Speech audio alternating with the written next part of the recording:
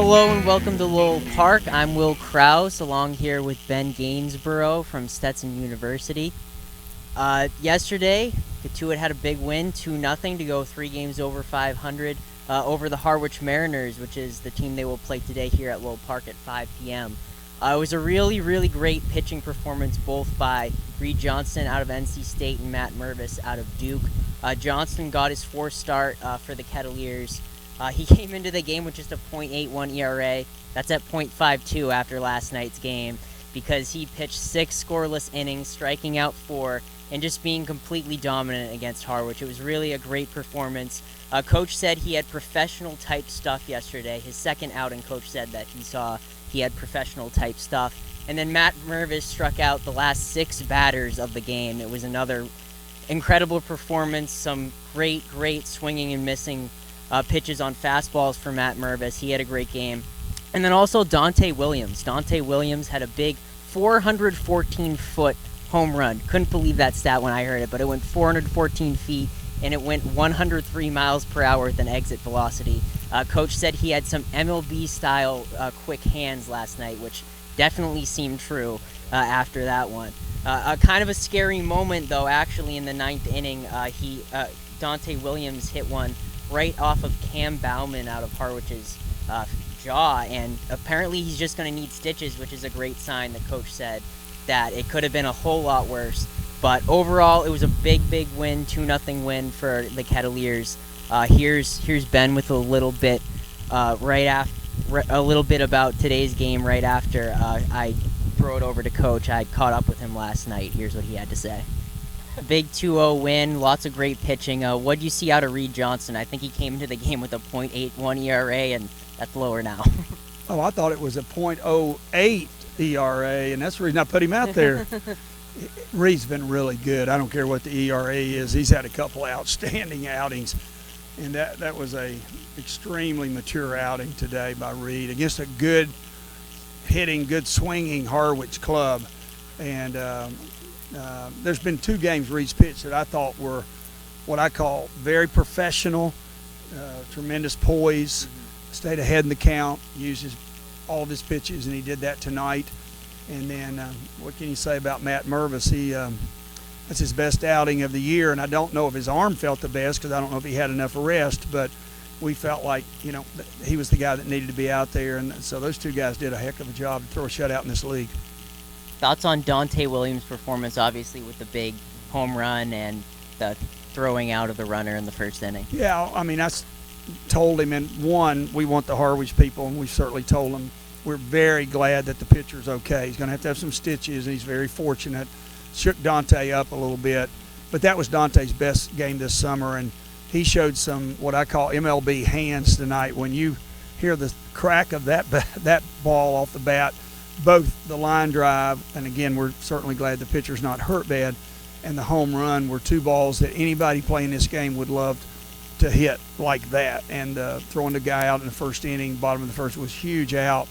You never know what can happen after that. So his best game of the summer, and I'm really happy for him. And so to me, he helped lead us to this win. And I was just telling Dante, I want you to walk out of the ballpark concerned about the pitcher, without a doubt, because that we all should be.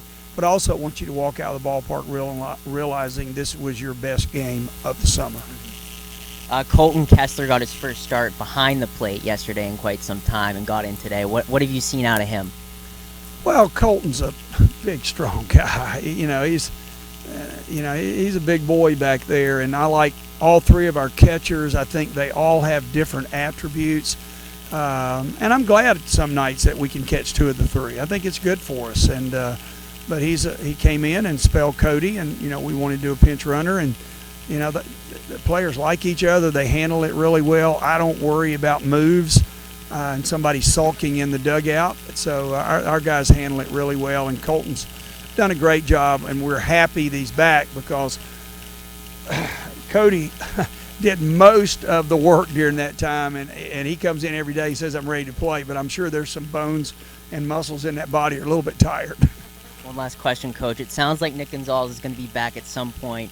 how much of a relief it is to know that he's going to end up being okay. Well, big relief. You don't want anybody with a broken leg or ankle or knee damage, and he's got a big contusion. But I didn't sleep till I got that news last night, and then I still struggled a little bit with it. His parents are here, which is really a great time for them to be here. They can help him, and he's getting it taken care of today. He stayed back to get it worked on, and Nick will be back in a couple of days, and we'll all welcome him back, and because he's in my opinion, just a tremendous player, and we're thankful that we will get him back this summer.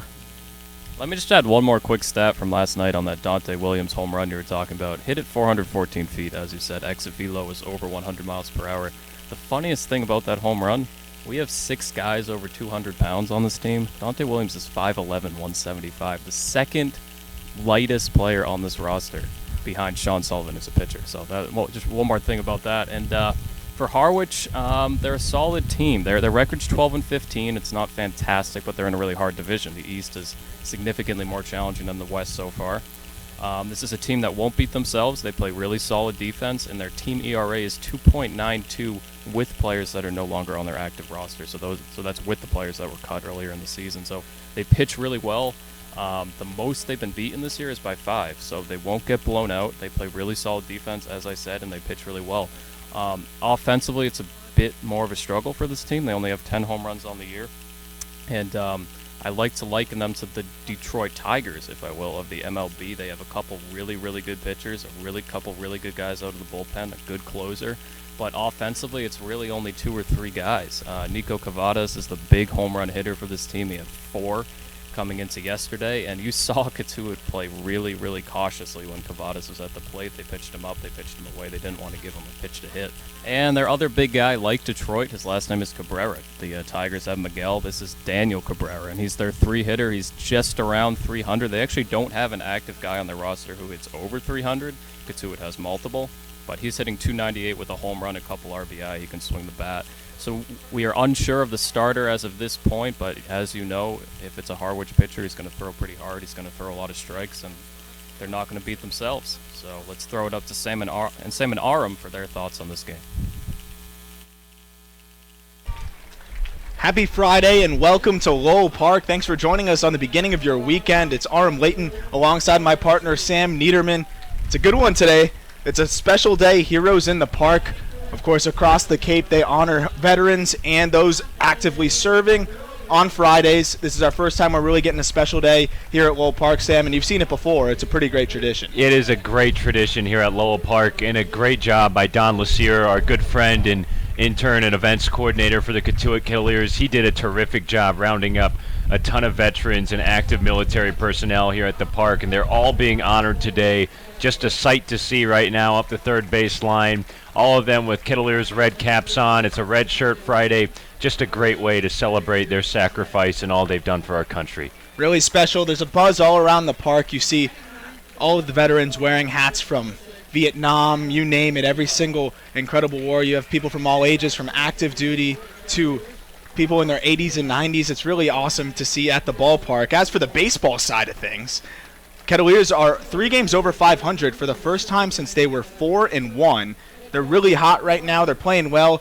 A home-and-home series against Harwich now in the latter half here at Lowell Park. They won 2-0 at White House Field. It was a pitcher's duel, and Reed Johnston led the way. He went 6 innings, gave up just 2 hits, struck out 4, and he was working so quickly. But Matt Mervis was even more impressive, Sam, out of the bullpen. I'd say that yesterday's win for Cotuit was probably their best win of the season, and Matt Mervis was a huge reason why. He slammed the door, 3 scoreless innings out of the pen. The only base runner he allowed was on an error. Struck out the last 6 batters for the final 6 outs of this game, and struck out 7 across 3 innings. Just an amazing performance by Mervis. I thought it was gutsy. He had a lot of great velocity, went down to his changeup as well, was able to keep the hitters off balance, and Harwich was no match for him. And it also started with Reed Johnston, who was, again, very solid, worked fast, gotten ahead in the count.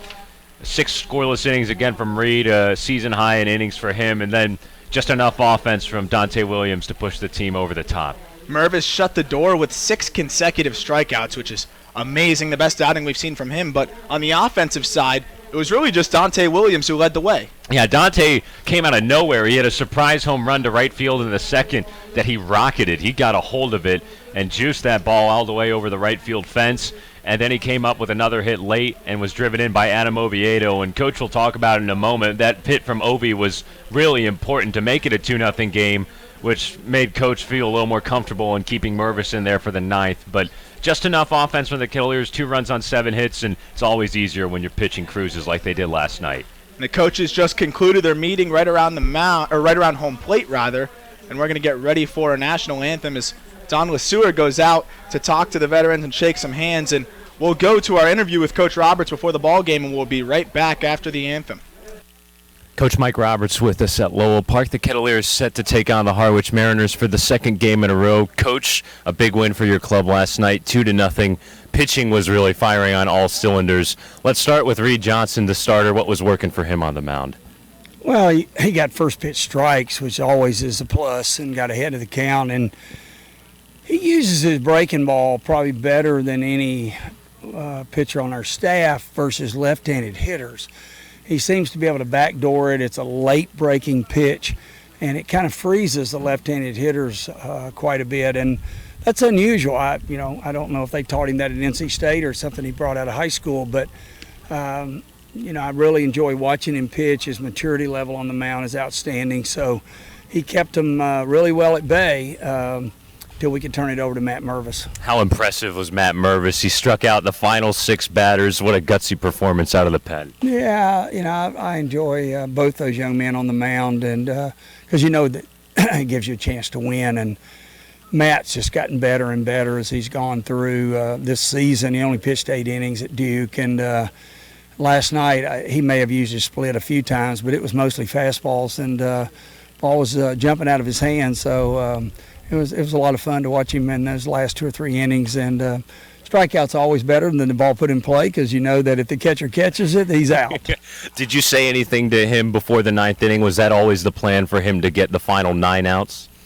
In my head, yes. I didn't say anything to anybody, but did we want to hold it to 2 pitchers last night with playing every day if we could? But when you're in a really tight game like last night, and one of the things that helped the 9th inning be cleaner for us, and certainly know that Matt was going to finish it versus bring, say, Casey off third base and let Matt go to third, was Adam Oviedo's big hit in the top of the 9th inning with 2 outs to give us that second run. And so that gives you more confidence. I don't know Matt well enough to know how many innings he can go.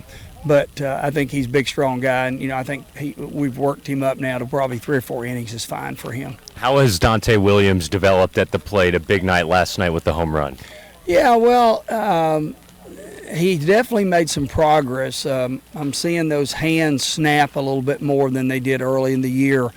When you watch Dante throw, you see this gorgeous throwing motion, and you see this backspin on the ball, that great risk, because when I'm hitting infield to him and I'm standing out near the mound, you kind of hear the ball go buzz by you with some real incredible backspin. So when a young man can do that, most likely they can take that action, that hand action to the plate. And last night that hand action showed up really well when he hit a couple of missiles last night. Indeed. Coach, good luck. Thank you today. Okay, thanks, Sam. All right.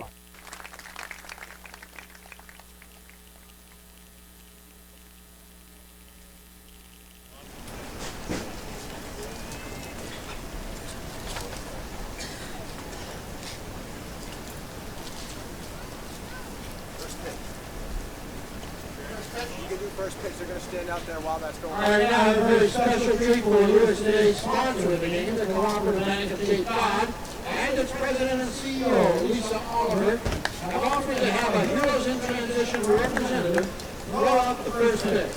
So please, direct your attention to the pitcher's mound as today's ceremonial first pitch. It's going to be thrown out by Colonel Sean Riley, commander of 102nd Intelligence Surveillance and Reconnaissance Group, 102nd Intelligence Wing, Otis Air National Guard Base, in Massachusetts Air National Guard. Prior to becoming an intelligence officer in 2008, Colonel Riley worked for the Office of the Secretary of the Air Force, Financial Management and Budget. Ladies and gentlemen, throwing out the first pitch, the Colonel, Sean Riley, a big, curly right-hander.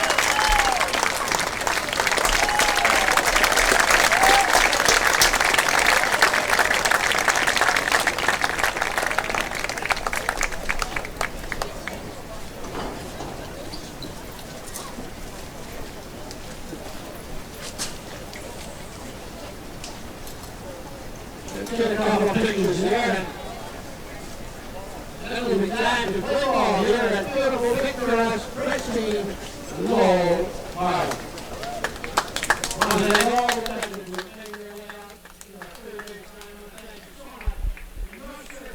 Beautiful rendition of the Star-Spangled Banner there, and the veterans now and active duty members leave the field, shake hands with the Kettleer players in a really amazing tradition. The first time we've seen the red jerseys to honor the troops broken out here on a Friday at Lowell Park. Yeah, those red jerseys really pop for the Kettleers, and Cotuit has always been one of the patriotic franchises in the Cape League, and it's great to see the entire league always honor our military on a Friday, but for the Kettleers to do it in this fashion today with Heroes in the Park, it's just really awesome to see. And we're going to get ready here for first pitch, of course. The players convening down the line, and the veterans and active duty members slowly shuffling out back into the stands. A beautiful day here at Lowell Park, sunny and about 80 degrees, maybe just a little bit lower in the high 70s as the evening goes on. It was raining a little bit earlier in the day, stopped early in the morning, and it's turned into a really nice day here. We wait for first pitch, but in the meantime, we'll talk about the pitching matchup today. It's Jackson Wolf on the mound for the Kettleers. He's looked really good in his last two starts, Sam. Yeah, Jackson Wolf actually pitched an inning in his last outing, and you wonder how that affects him today because he came out of the bullpen for the first time in that outing. But he's been super terrific every single time he's taken the mound for the Kettleers. It's really coming down to his breaking pitches. Can he get that off speed into the zone for a strike and finish off batters? That's his key today. But he's been consistent. Big, lanky left-hander, kind of a whip-like motion, low three-quarters arm slot. He'll sit in the low 90s with his fastball, and then his curveball goes in about 73, 75 miles an hour or so. It's key for him to set the tone and keep the Kettleers' momentum going on the mound after their two-hit shutout last night. And Jackson Wolf takes the field alongside his Kettleer teammates as you were talking there and giving the description of Wolf. He is 6'7" up there. He stands out. You could pick him out of the pack as they all jogged onto the field. And as Jackson Wolf warms up, we'll take you through the lineup he's facing today. Leading off for Harwich is Daniel Cabrera. He plays right field. Nico Cavadas batting second at the hot corner. Christian Fetko batting third. He's the DH. Joey Weimer Jr., the center fielder, bats fourth. Dylan Noisy bats fifth and plays shortstop. Chris Lansley will bat sixth and play first. Mike Rothenberg gets to start behind the dish today, batting seventh. Chris Gowland in left field batting eighth, and Hal Hughes rounds things out, playing second base. And this has been a struggling Harwich lineup. Of course, we saw the Kettleers shut them out yesterday at White House Field. They're last in the league with a .218 batting average and only 86 runs scored, Sam. They are very poor at the plate. They have terrific pitching and really good fielding to back that up, but it's really hard when they've got to find a way to muster up 4 runs if they want to give, when they usually give up 3 if they want to win. But they just weren't able to get anything going against the Kettleers last night offensively. Cotuit's pitching kept them in check. There really wasn't much of a chance at the end for Harwich. It was only in the beginning of the game when they were able to pick up some hits. But they got some dudes that could swing it. Daniel Cabrera, the leadoff man, riding a good hit streak right now at 6. Nico Cavadas provides a lot of power. And then even we'll see Joey Weimer Jr. get back into the lineup today in the cleanup spot. So there are some guys that can rake here in the Harwich order. It's just a matter of putting it together, and they have not done that this season. They have been able to put it together on the mound, like you mentioned, Sam. They lead the league with a 2.91 ERA as a ball club. That's phenomenal. They just cannot score enough runs for their pitching. Speaking of pitching, the Kettleers' arms are starting to come around. They check into today's game now 4th in the league with a 3.82 ERA, and they're slowly climbing up and creeping in on Chatham, who is 3rd at 3.78. It was pretty crazy when we were looking at the stats this morning, and Cotuit's all of a sudden got into the top 5 in pitching. That's what a 2-hit shutout will do for your team ERA. And hopefully Jackson Wolf can keep that up today. Pitching is the number one ingredient if you want to win ball games. And the good news for Cotuit is they have the potential to have a really well-rounded staff. Guys like Reed Johnston or today Jackson Wolf can tee things up for a back end with Matt Mervis, Casey Schmidt, and Kyle Nicholas when they're on top of their game. And now Daniel Cabrera toes the batter's box. He's ready for the first pitch of the ball game. He bats from the left side. Jackson Wolf, the left-hander, takes a long look at home plate, takes a deep breath, and he's ready to toe the rubber for his first pitch of the ball game. Out of the windup, kicks and deals, foul ball down the first base line. First pitch at 5:05.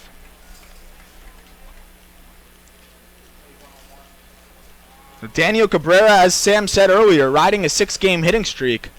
One of the few positives of this Harwich lineup that struggled so mightily. One hopper over to Oviedo at shortstop, throws it on over to first for the first out of the inning.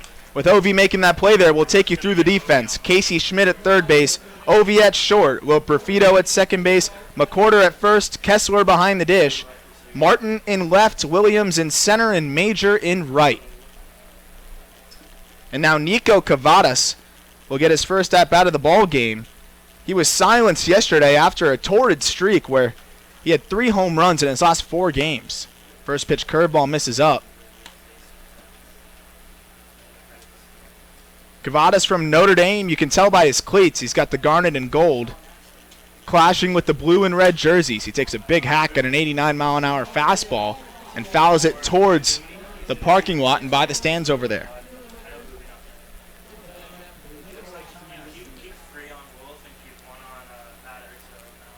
Cavadas bats from the left side as well.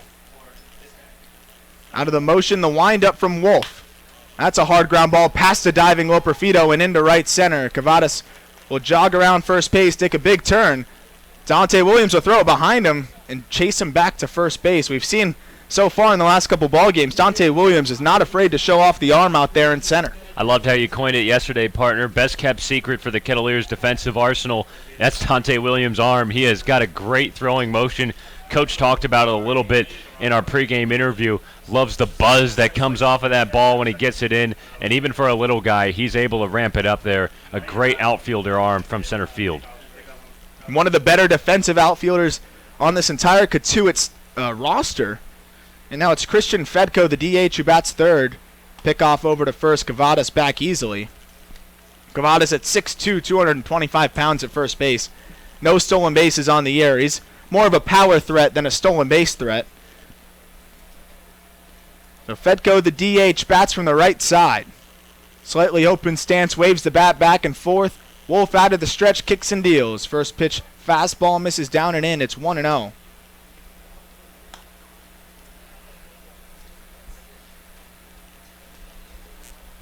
Fedko hitting .250 in his last 10 games. That's just 8 for 32. But crazy enough, that's the third best batting average in the last 10 ball games for a struggling Harwich lineup. He's ahead 1-0. The pitch, that one misses down and in. Just backhanded there by the catcher Kessler. On deck, Joey Weimer Jr. Then Dylan Noisy in the hole, 1 away. Wolf behind 2-0 on the 3-hitter Christian Fedko. Nico Cavadas on first base, he singled into right field. Wolf comes set at the belt, kicks and deals a 2-0. Misses in the same spot again, down and in, it's 3-0.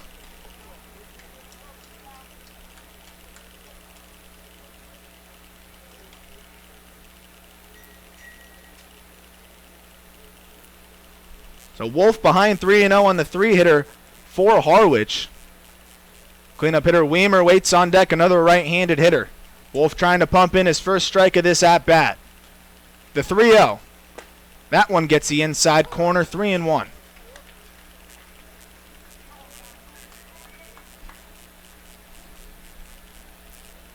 Harwich comes into today's ball game last place in the East Division at 12-15. They're just 1 point behind the Brewster Whitecaps. Of course, the Kettleers trail Wareham by 1 point for first place. That fastball dots the inside corner, and we're full. Good job by Wolf to get back into this count. Of course, it's the Gatemen with 31 points, the Kettleers with 30, and they've been able to separate themselves from the Commodores, who were sneaking up on them before the matchup here at Lowell Park. Falmouth now 3 points behind Cotuit. Payoff pitch.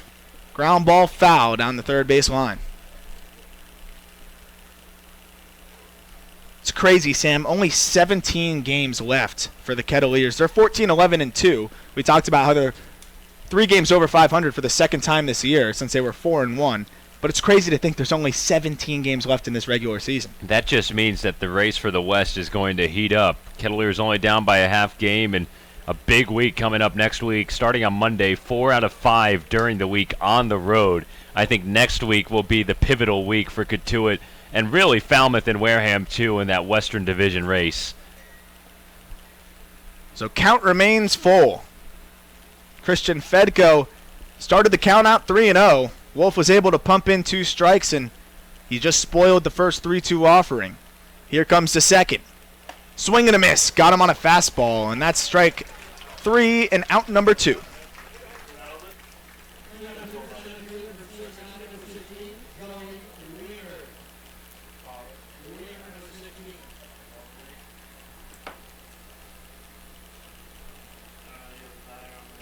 So Christian Fedko set down swinging. Wolf's able to bounce back from a 3-0 count. And now it's Joey Weimer Jr., the center fielder. One of the more unusual stances you'll see from the right side in this Cape League. Big swing at a first pitch fastball, and it's 0-1. Weimer rocks those hands back and forth above his head. Almost Craig Counsell-esque from the right side there, and he likes to rock back and forth. Yeah, that's a good comparison. I said Kevin Youkilis last night, but that's a better one with the lankier frame. Pretty weird. He's 6'4". They called on him for him as a pinch hitter yesterday, but he struck out. He checks his swing at a changeup. Did he go? Yes, he did, says the first base umpire.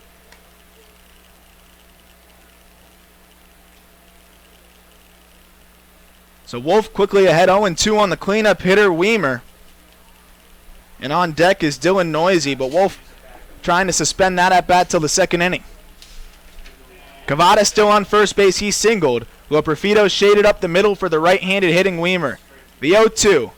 Fastball just misses off the plate. Kessler was set up away. That time 92 on the gun from Wolf, the hardest we've seen him throw so far in this early ball game, is just 2 outs in the first inning. Wolf quickly steps off, will gather his composure and get ready for his sign. It's 1-2. Weimer remains in the box. Feet pretty close together, about shoulders length apart. The 1-2 just fouled it away, and the count remains 1-2. This is big for Jackson Wolf to try and get out of this top of the first with just leaving the one runner on in Cavadas. You don't want the pitch count to run up too high early, and the Kettleers are going to need him to stay on schedule and go about 4 solid innings today. Count remains 1-2. Wolf ready for the offering. Pitch misses down and in. A big secondary lead there at first by Cavadas, but a good block by Kessler to keep him stationary at first.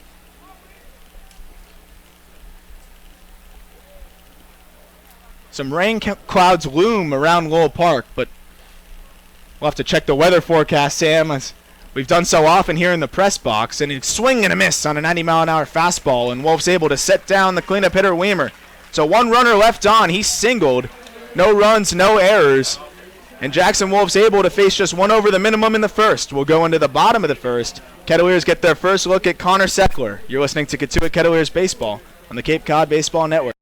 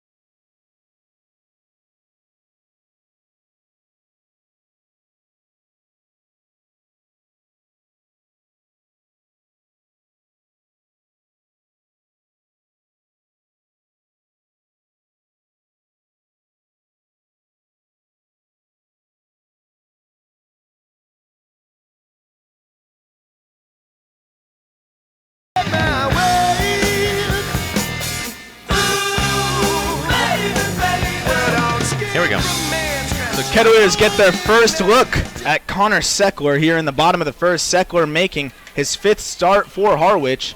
He's 2-2 with a 3.31 ERA in 19 innings pitched. He struck out 20 and given up 17 hits while walking 7. He's from Missouri State in Bolivar, Missouri. Stands at 6'3", 198 pounds, a right-handed pitcher, and he's tasked with facing a Cotuit lineup that sounds like this. Matt Mervis, the DH, leading off today. Aubrey Major batting second, playing right field. Mason McCorder bats third and plays first. Robbie Martin in the cleanup spot in left field. Dante Williams in center, who homered yesterday, bats fifth. Joey Loperfido batting sixth and playing second. Colton Kessler batting seventh and catching. Casey Schmidt batting eighth and playing third base, and rounding it out is Adam Oviedo, the shortstop. So our first look at Matt Mervis, the leadoff hitter. We've seen Matt Mervis, the pitcher, and we've seen Matt Mervis, the middle-of-the-order hitter. And this should be interesting. Yeah, strap in. Should be a wild ride. First pitch to Mervis, misses down and in. And you figure the philosophy from Coach Roberts is he'll sacrifice speed for a guy that can get on base pretty efficiently in Matt Mervis. Yeah, Coach can get funky with the lineup sometimes, and this is one of those little qualities.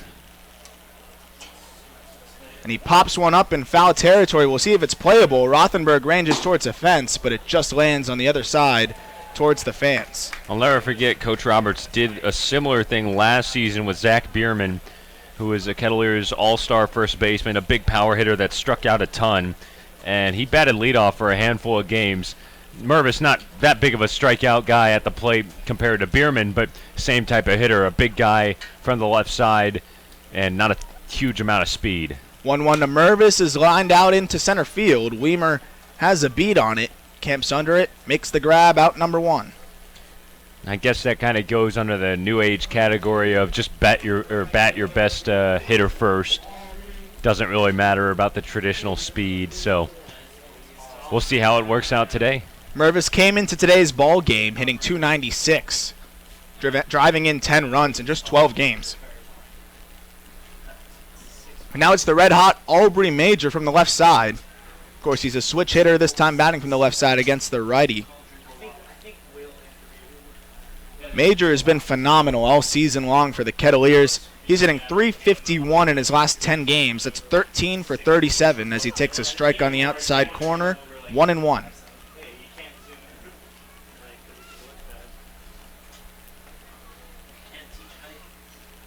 One pitch. Changeup swung through it, and it's 1-2. Major's second on the ball club in hits with 22. Just 9 behind Nick Gonzalez in a fraction of the at-bats. He has 53. Nick Gonzalez has 95. 1-2 bites away. It's 2-2. Major's hitting .415 in his 53 at-bats. He's just below the qualifications to be at the top of the league in batting average. He'll be among the league leaders once he qualifies. That's chopped foul. In terms of batting average, he'd be in first place. Yeah, he is on fire right now. Riding a 7-game hitting streak. Another good day at the plate yesterday, 2 for 3 on the road. So trying to stay alive behind 2-2 here on Connor Seckler. The pitch swings through a bender up at the letters, and it's strike 3. Quickly 2 set down for the Kettleers, and Mason McCorder will come to the plate. Well, now we're getting a really good glimpse of what Harwich has to offer on the mound. Yesterday, the Kettleers ran into Antonio Menendez, who was a sidearm guy, which allowed Dante Williams to barrel up that home run. It did help out Cotuit a little bit at the plate. First pitch is fouled right off the mask of Rothenberg by McCorder, and that actually bounces out of play. Now against a guy in Seckler who's had a pretty good season. Harwich's rotation is well-rounded. They have a lot of depth, and it's a tougher task, I think, for the Kettleers this afternoon. The 0-1 to McCorder. He's not able to hold his swing up on a curveball, quickly behind 0-2. McCorder's been swinging a hot bat as well. He's 6 for his last 14. Comes into today hitting .302. He's behind 0-2 here, though, on Seckler. The pitch. Able to hold up this time on a curveball, and it's 1-2. On deck is Robbie Martin if McCorder can extend this bottom of the first. Seckler out of the windup, gets his sign, kicks and deals. That's lifted foul down the third base line and out of play.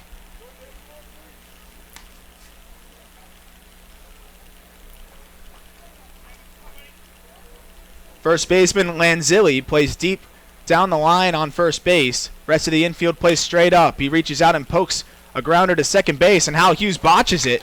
And that'll be an E4 by the sure-handed second baseman and shortstop Hal Hughes, who plays second today. Wasn't expecting that.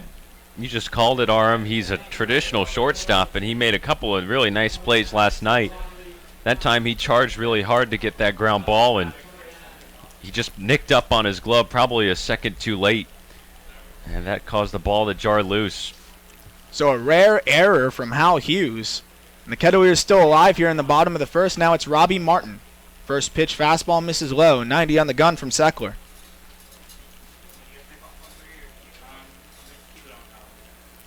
Robbie Martin from Florida State. He bats from the left side. First time Seckler comes out of the stretch, kicks and deals. A fastball spoiled away and out of play into the parking lot. Robbie Martin, just a sophomore, had a phenomenal freshman season for a Florida State team that made a Cinderella run into the College World Series. Pickoff over to first base. McCorder dives back.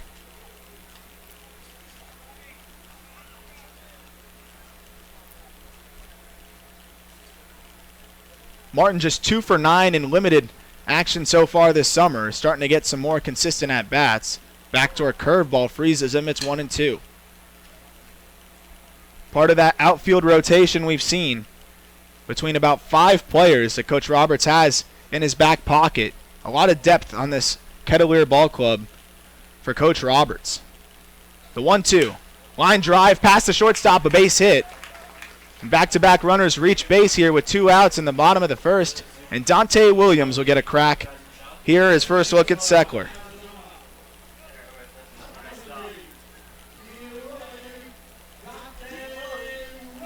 Of course, Dante Williams was the bright spot in the Kettlewears offense yesterday. A no-doubt 420-foot home run at White House Field, one of the tougher parks to poke it out in, but that's gone anywhere in the Cape. He also added a single. He had 2 hits in yesterday's game. He also scored both runs in the 2-0 victory. Curveball, strike 1. It's 0-1. Coach Roberts described his improvements at the plate thanks to snappy hands. He's got good hands that can turn on a baseball from the left side.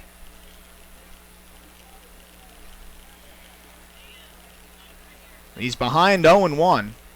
Wiggles the bat back and forth from the left side. The pitch. That curveball doesn't come back. 1-1.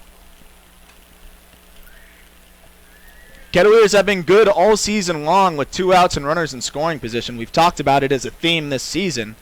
They've driven in 49 runs in that exact situation, hitting .287 with 2 away and someone on second or third. 1-1. Ground ball over to first base. Lanzilli takes a few steps back, runs over to first unassisted, and makes the 3rd out of the inning. The Kettlewears were able to get 2 runners on for Seckler. 1 hit, 1 error, 2 left on, and no runs to show for it. We'll go into the 2nd inning, still scoreless here at Lowell Park. You're listening to Cotuit Kettlewears Baseball on the Cape Cod Baseball Network.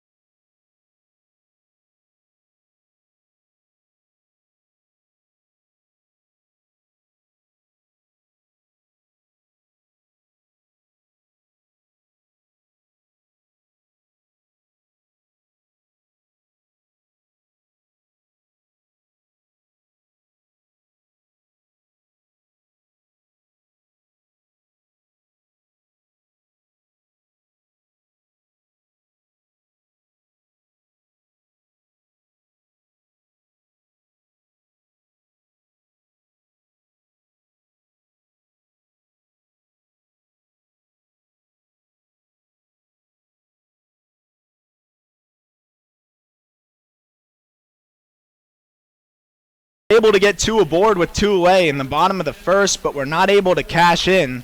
We're still scoreless here in the second. Jackson Wolf back out for his second inning of work. He faced just 1 over the minimum, as Nico Cavadas was the only runner to reach base. He singled. Then Wolf struck out Fedko and Weimer in order. So now it's Dylan Noisy, Chris Lanzilli, and Mike Rothenberg. First pitch to Noisy. Big swing and fouled away down the first base line. Noisy plays shortstop today. We saw Hal Hughes over there in last night's ball game. The 2 middle infielders will switch around here and there. Hal Hughes typically getting more innings over at short. 0-1. Another foul ball. Wolf quickly ahead 0-2.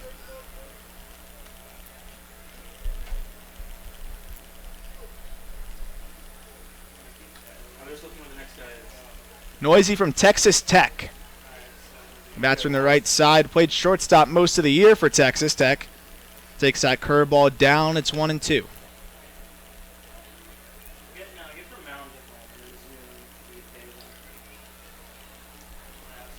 Wolf working quickly out of the windup again. Ready to deal the 1-2. Fastball misses away. We're evened up.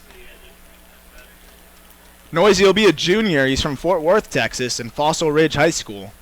He hit .298, 8 home runs, 12 doubles, 6 triples, and 18 stolen bases. A 5-tool player over there for Texas Tech and Harwich, as he takes a fastball away, and it's full at 3-2.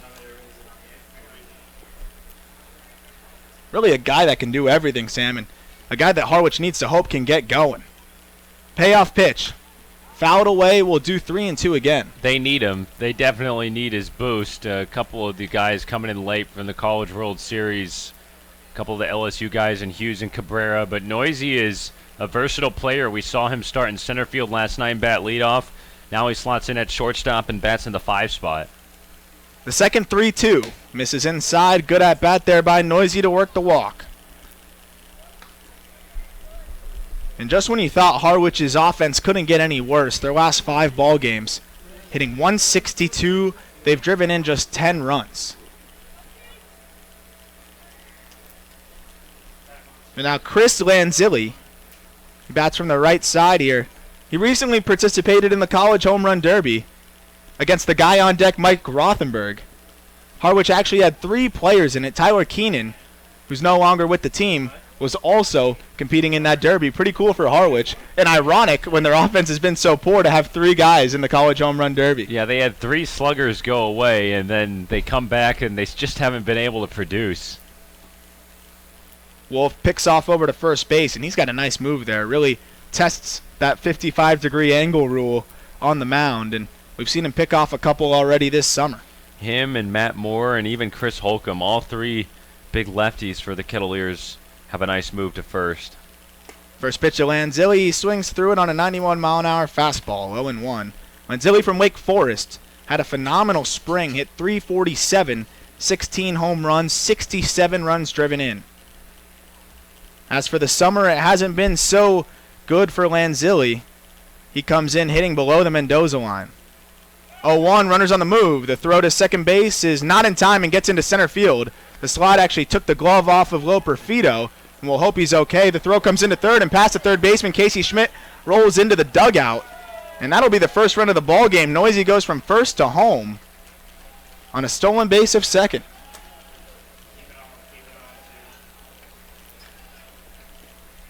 What a strange play there.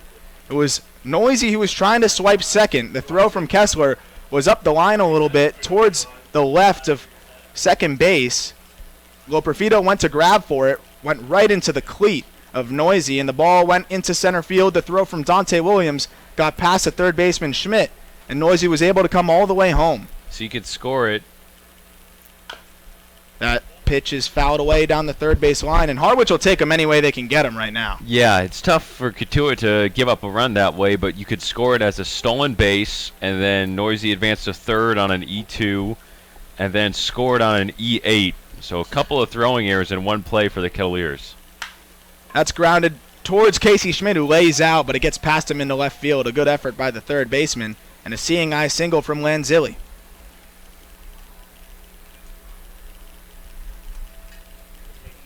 And that brings up Mike Rothenberg now. The switch-hitting catcher bats from the right side. Of course, as we just mentioned, he competed in the home run derby as well.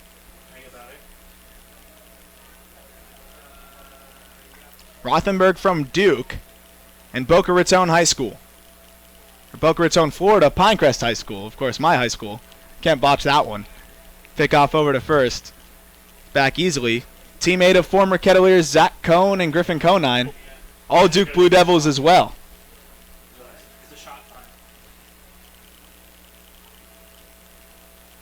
First pitch of Rothenberg's lifted foul down the first base line. Rothenberg actually overtook Griffin Conine as the all-time leader in Pinecrest High School history in home runs with 19.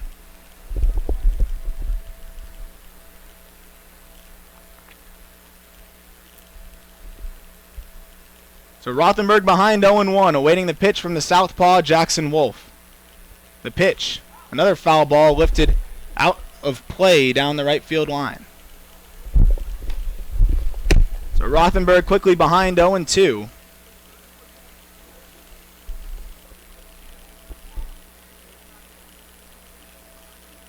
He caught just about every game for the Blue Devils. Of course, a teammate of second baseman Joey Loperfido. They're actually roommates at Duke University. The 0-2. Fastball on the corner, got him looking. Nice pitch by Jackson Wolf. A tough way for Rothenberg to go down on that outside corner, but a big comeback for Wolf, who needed to reset after the error scored the first run of the game. So Jackson Wolf's able to set down Rothenberg for the first out of the second inning.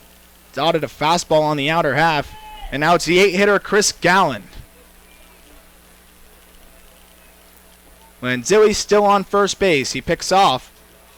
A short hop to McWhorter, but a nice pick to keep it in front. I've been pretty impressed with Mason McWhorter over there defensively at first. He's held his own. The Kettleers have had a little bit of a rotating door at first, whether it's been Joey Loperfido or even going back to Mason Dodd, who started there to begin this season. Big lead over at first, another pickoff, and Lanzilli's back easily.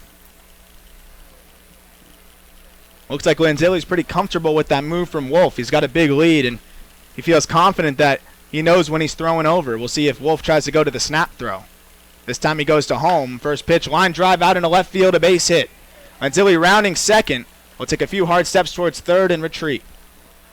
Well, he did have a big lead there, and I thought he was going to go for it all and make it first to third on a single into left field, which would have been a risky play, but he held up at second. And now it looks like Harwich is starting to lock in a little bit at the plate. 2 hits in this inning. The leadoff walk came around to score on a couple of throwing errors, and now it's time for Jackson Wolf and Colton Kessler to sort things out and try and harness this inning and just get 2 more outs to get back to the dugout. And it's a 9-hitter Hal Hughes. If you're Jackson Wolf, this is the guy you want. He's hitting just 140, 6 for 43 this summer. And we mentioned before, the error was poorly timed, but he is a defensive specialist out there in the middle infield. Yeah, he was just awesome last night. I was really impressed, and you were over at EEI doing your interview when he made a nice play up the middle at shortstop, ranged over to the second base side of the infield, and made a good throw. I forget who he retired on that throw. I'll look it up right here, but this guy's got a nice vacuum glove at short. One word I think I could use to describe him is just smooth out there. His hands are just so quick and smooth. Pick off over to second, no throw when Lanzilli's back. I believe it was Robinson that grounded out to him in the 5th inning. Yep. And that's a speedy guy. You got to be quick to get him out. And only a couple errors this summer for Hal Hughes, who's played just about every inning out there up the middle. First pitch. Fastball misses inside, gets away from Kessler, but no runners will advance after taking a few hard stops.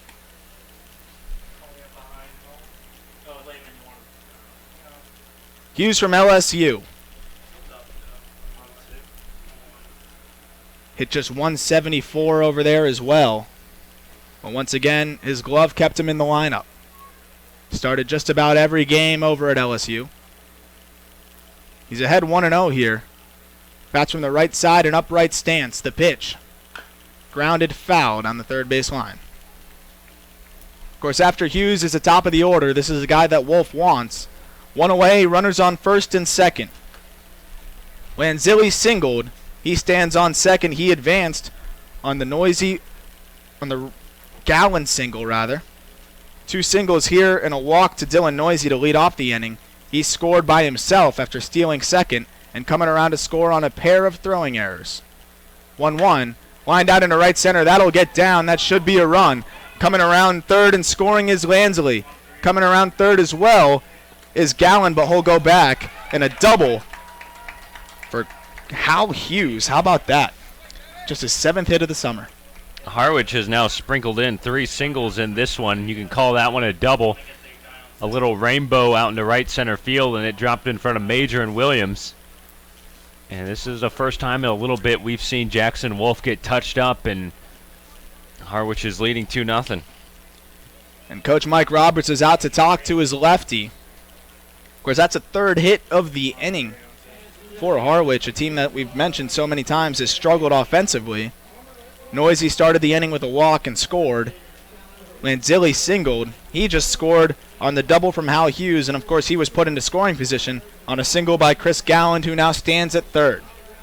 So now second and third for Harwich, still looking to add more, and they're up 2-0 already in the top of the second. And it's back to the top of the order after this mound visit concludes. It's Daniel Cabrera, then Nico Cavadas, and Christian Fedko. 3 guys that have really led the way for the Mariners.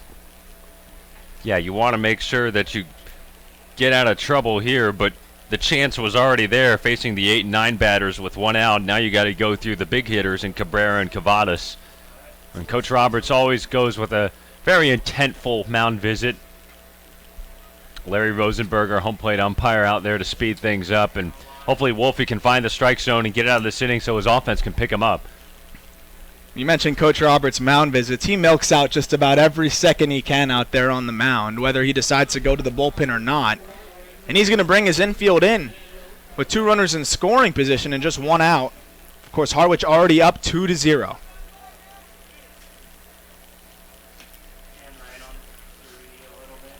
The top of the order with Daniel Cabrera, who's working a 6-game hitting streak right now. He's 0 for 1. He grounded out to shortstop to lead the ball game off. First pitch of the left-hander Cabrera misses in the other batter's box. It was a curveball, and it's 1-0. Good job by Kessler scattering over to his left to make sure that he blocked that curve. Going to need every bit of his defensive ability with a runner on third and less than 2 outs. Harwich just .229 with runners in scoring position this season. 1-0 to Cabrera. Curveball just bends too far outside. It's 2-0.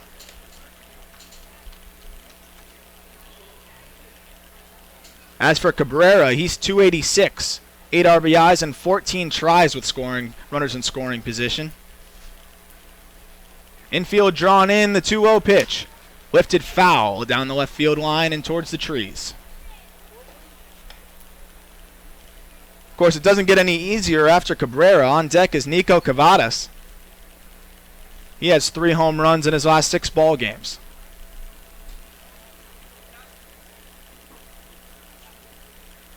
Two and 1 to Cabrera. Runners on second and third, 1 away the pitch. Curveball, just too much bend to it. It's 3-1.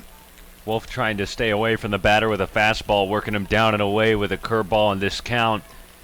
But now with a 3-1 count, you don't have to necessarily go after him with first base open. Cabrera, another LSU Tiger.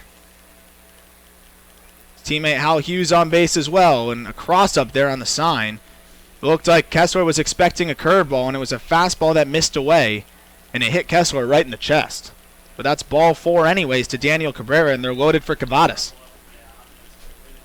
Well, they worked him outside the entire at-bat, and I think you're right on that one, Arm. I believe there was a mix-up in the signs. Kessler was ready to block a breaking ball low in the dirt. Instead, he got a fastball chest high. So the good news is first base was open. The bad news is they're loaded for Nico Cavadas, the biggest power threat in this Harwich lineup. Cavadas has 4 of Harwich's 10 home runs on the season. Nobody else has more than 1 in the entire lineup. Middle of the infield, back corners in. First pitch misses down and away, 1-0.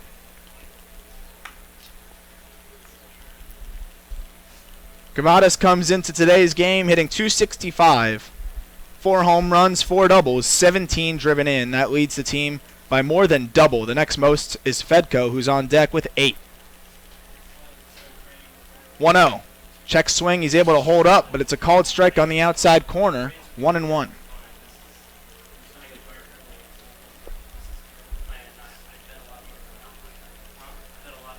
So we're evened up on the 2-hitter, Nico Cavadas. He hit 3 yesterday. Moves up 1 spot to the 2-hole. Wolf comes set, takes a long look at home, ready to deal the 1-1. Fastball misses high, 2-1.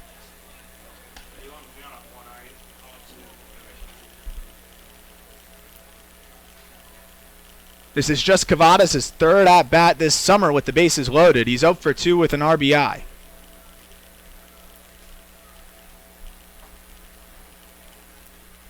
Two-1. Lifted out into center field. Back is Dante Williams. He's sprinting towards the wall, and it's off the wall. Coming around third and scoring is 1 run. Another one coming around, and the 3rd runner will hold up at third base. But that's plates 2 on a shot to dead center off the 397 sign over the head of Dante Williams. He killed that thing. That was a swat. Just maybe 5 feet taller, and it's over the fence for a grand slam. But Nico Cavadas picks up his team. Harwich needed that killer instinct early. They got 1 run home on the air and another one home on the Hughes double. But that's a 2-run double to make it a 4-0 deficit for the Kettleers. So Galland and Hughes score on that double. Cabrera is held up at third base, and now 2nd and 3rd still for the 3-hitter Christian Fedko.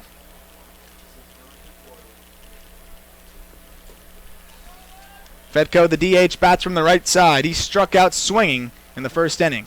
Takes a big swing at the first pitch, lifted out in left field. Robbie Martin has a beat on it, makes the grab, but tagging is the runner on 3rd, and he'll coast in and score. So Daniel Cabrera is able to score on the fly ball out to left field and scored a sacrifice fly and RBI for Christian Fedko. And just like that, it's 5-0 in favor of Harwich, and what's been a tough outing for Jackson Wolf.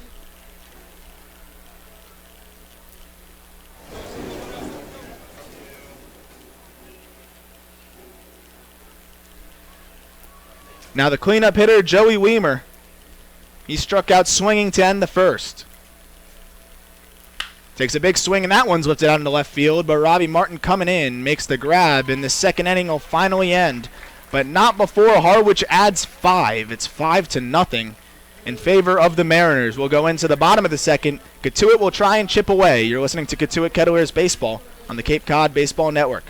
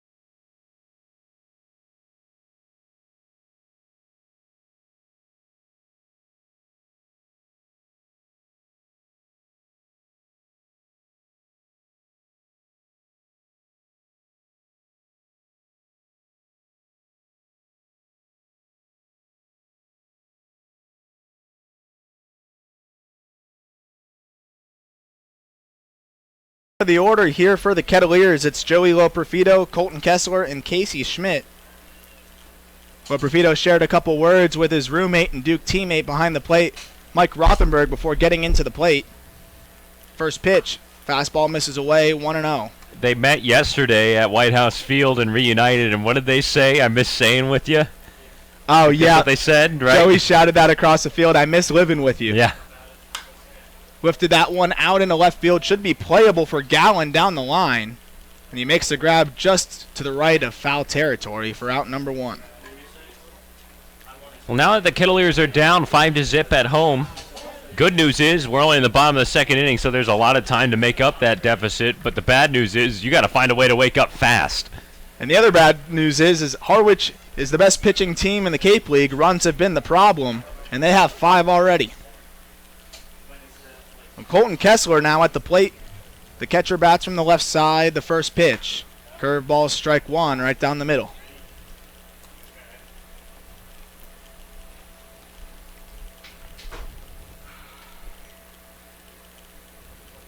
The 0-1 to Kessler. Misses just below the knees. 1-1. 92 from Seckler there.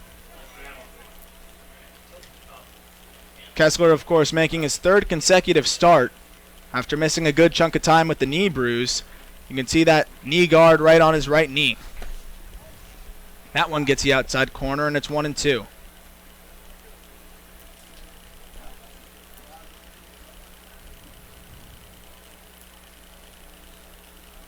Kessler hitting just 154. It's 6 for 39, but he started to put together much better at-bats as of late.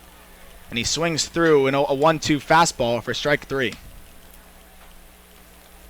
The hope is that his consistency at the plate can continue to build now that he can get back in the lineup on a regular basis.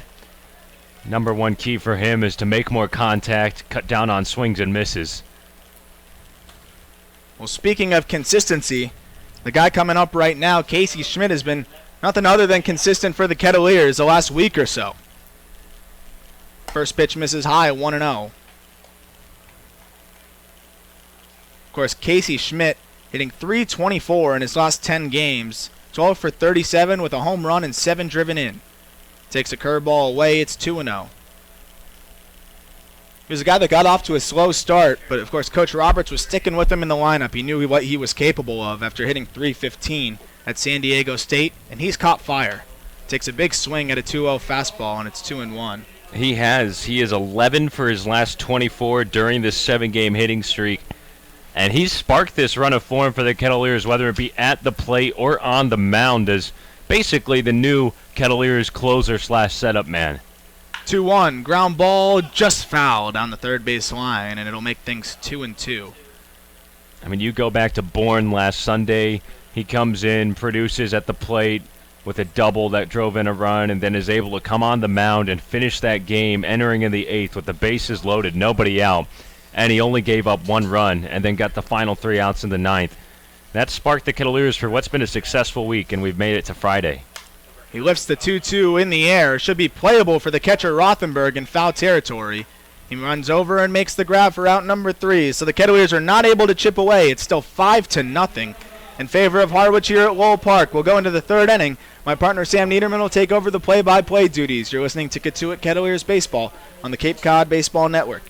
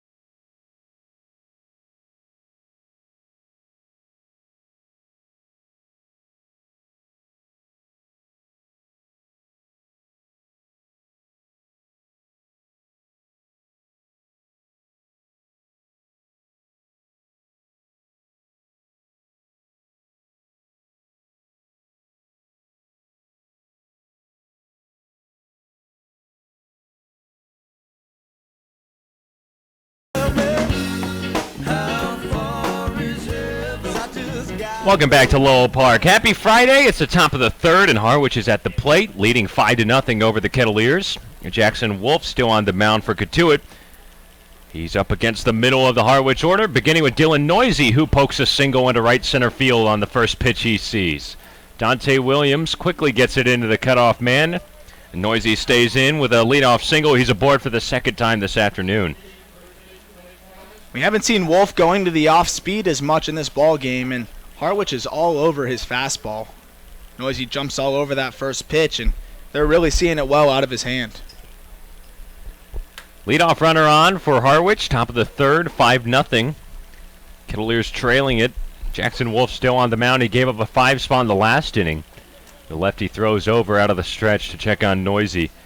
Noisy now 1 for 1. That's single and a walk back in the second. He stole and then scored the first run of the game after consecutive throwing errors on the same play. Here's Chris Lansley, first baseman out of Wake, 1 for 1 with a single and a run scored in the 5-run second as well. Wolf looks into Kessler out of the stretch. Noisy off first, held on by McWhorter. Jackson ready at the belt, closed off, a long look in, now peers over to first, leg lift in the delivery. Fastball fouled back, strike one. Harwich in the road, blue tops on gray pants today. Red letters and numbers, red, white, and blue stirrups. New patriotic color scheme for the Mariners that changed things up a couple of years ago after switching from the Seattle Mariners color scheme with the teal and dark blue. Not allowed anymore. MLB crackdown. Still kept the Mariners name, just changed things up with the logo. Now it's a big M with a Triton, a red Triton. So Mariner has to do with fishing, which sometimes you wouldn't know. I did not know that until a couple of years ago, actually. 1 on, nobody on the third. Kettleers down 5-0. 0-1 from Wolf. It's a pitch out. Kessler snapback throw to first, and Noisy's able to scurry back in, standing up. Not a bad call there from the Kettleers. It's 1 ball and 1 strike on the batter and Lansley. We've seen the pitch out work in their favor. Of course, Harwich is a pretty speedy team out there on the bases, and Noisy has 3 stolen bases so far this season. Of course, the leadoff hitter is always a threat to run. He bats in the middle of the order today, though. Wolf holds, leg lift and another throw over. The Kettleers are in their red Military Friday tops with the Cape Cod Baseball League in script on the front. White pants with the maroon pinstripes, camo caps with the Cape League logo. Foul ball by Lansley up the left side, now to play. 1 ball and 2 strikes. It was a sight before the game. It's Heroes in the Park tonight at Lowell Park. A great event put on by our good friend Don Lassier honoring our veterans in active military. Another great crowd at LP, third base grandstand peppered with red hats that were given out to our military members. Special red hats with a Cotuit C on the front. First base grandstand filled up too with some Harwich fans. 5-0 Harwich in the top of 3. Runner on first and Noisy. Wolf out of the stretch. 1-2. Noisy on the move. Fastball battered into deep center field. Williams on the run. He looks back, and that ball is way gone.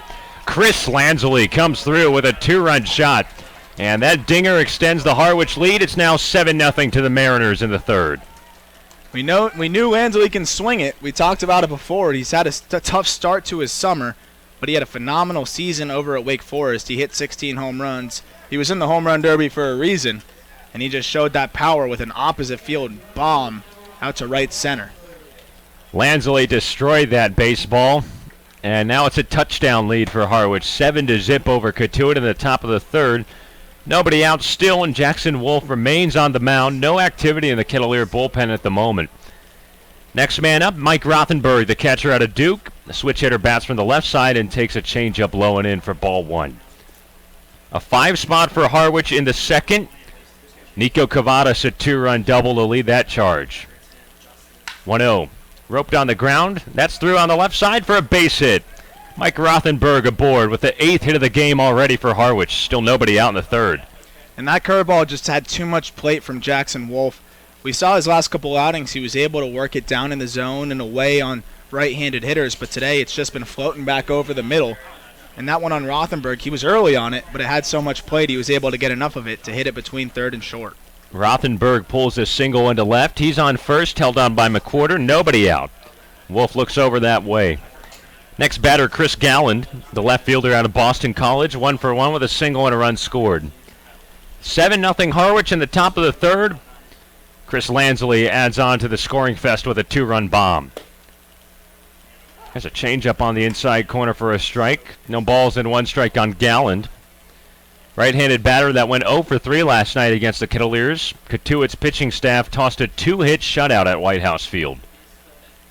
0-1. Fastball, and there again for a strike. No balls and 2 strikes. A much different story at Lowell Park today. 7 runs on 8 hits already for Harwich. No runs on 1 hit and 2 errors for Cotuit. Rothenberg a short lead off first. He teases to second. 0-2 fastball in the other batter's box from Wolf. 1-2. This is the last meeting between these two sides in the regular season. They likely won't play again in the playoffs unless they met in the league championship series.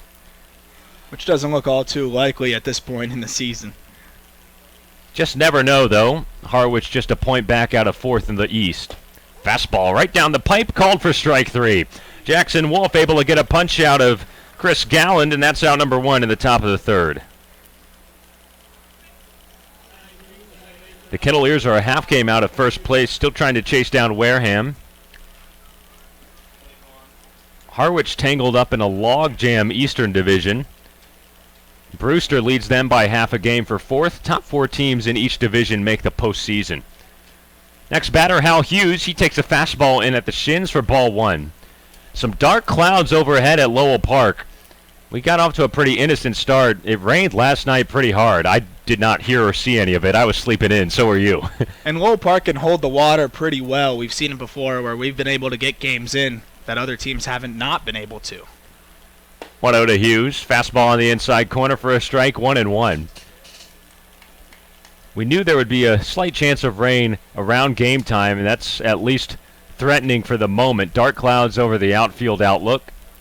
They were initially over the parking lot, but now they've moved over the diamond. 7-0 Harwich, top of the third, 1 on with 1 out. 1-1 fastball, just low and inside. 2 balls and 1 strike on Hughes. Hughes 1-for-1 with an RBI double and a run scored back in the 2nd inning. Chris Lansley, a 2-run jack to right center field to make it 7-0 Harwich on the road. Another pickoff over to first to look at Rothenberg, who's back in standing. The Kettleers lead the season series against Harwich 2-1 so far. Cotuit won the opening matchup here at Lowell Park 7-5. Lost 2-1 at White House Field, and then won yesterday at White House Field 2-0. 2-1. Fastball high and away. 3 balls and a strike on Hughes. It's the kind of game that Cotuit needs to win if they want to solidify themselves as a contender in the West for first place. Harwich has struggled at the plate. We've told you about that, but it's been a different story today. That's the big reason why they're in the cellar of the East right now. 3-1. Fastball grounded to short. Oviedo scoops it over to Loperfido. Relay to first. Good stretch by McWhorter for a double play. Jackson Wolf gets out of the inning with a ground ball. 6-4-3 to retire the runner in Hughes. And we have played through 2.5. 2 more runs come home for Harwich, though. A 2-run bomb by Chris Lansley. His first of the season in the Cape League. And Harwich is ahead, 7-0. Kettleers at the plate in the bottom of the third. When we return, this is Cotuit Kettleers Baseball on the Cape Cod Baseball Network.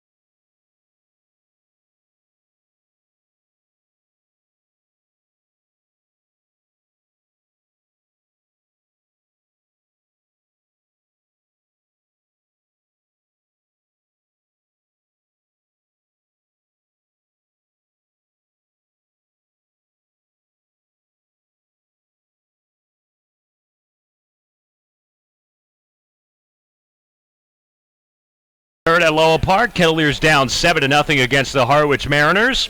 Bottom of the Cotuit order due up in this inning. Adam Oviedo, Matt Mervis, and then Aubrey Major. 9-1-2. Sam Niederman, Aram Layton, Jacob Cohen, and Josh Rothstein here with you in the broadcast booth in the Arnold Mycock press box at Lowell Park. First pitch from Connor Seckler. That's grounded right up the middle for a single. Adam Oviedo checks in with a leadoff single in the home half of the third, and maybe that sparks something for the Kettleers. Well, he's like a second leadoff guy in the 9-hole. That's the way I always look at it. Of course, you set the table for the top of the order. Now he's on base. And the best part of this Kettleer order with Mervis, Major, and McWhorter come up to try and do some damage chasing 7. Oviedo had a key RBI single in the top of the 9th inning during last night's game. That extended the Kettleers' edge to 2-0, one they would hold. Here's Matt Mervis back at the top of the Cotuit order. He takes a curveball outside for ball 1. 7-0 Harwich in the bottom of 3. Oviedo on first base, held on by Lansley. Seckler out of the stretch for just the second time this afternoon.